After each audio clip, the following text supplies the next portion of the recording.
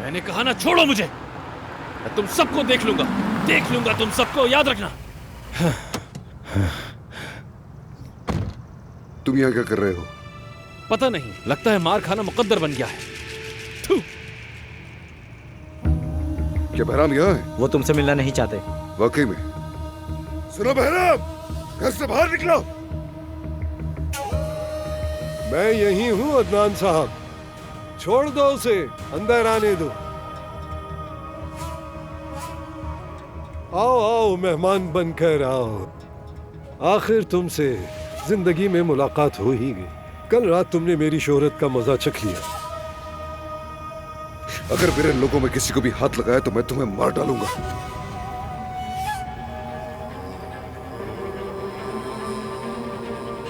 अगर तुमने मुझे यहाँ मार भी दिया तो फिर भी तुम औजगिच खानदान के कहर से बच नहीं पाओगे।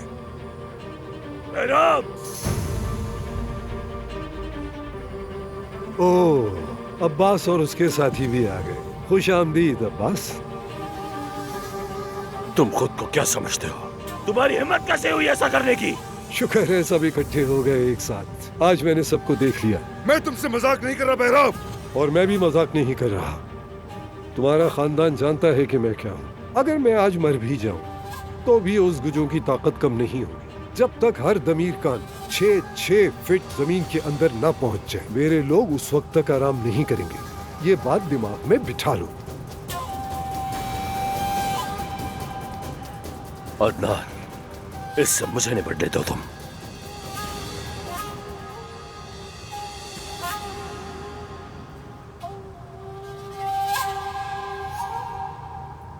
अभी यहाँ कोई खून नहीं बहेगा।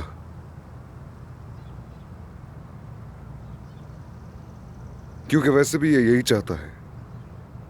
हम जा रहे हैं।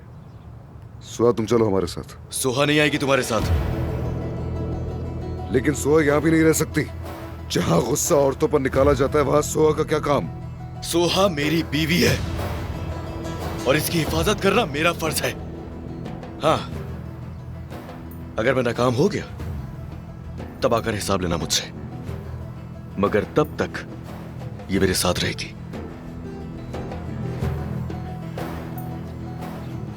सोहा, ठीक हूं मैं भाई।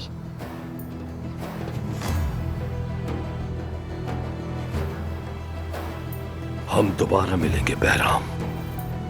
खुदा हाफिज अब्बास।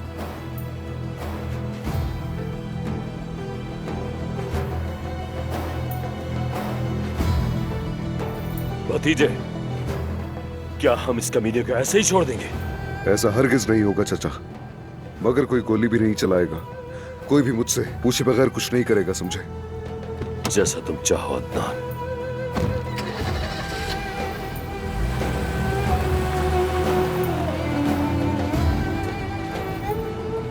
फुरकान, इसने चचा कहा।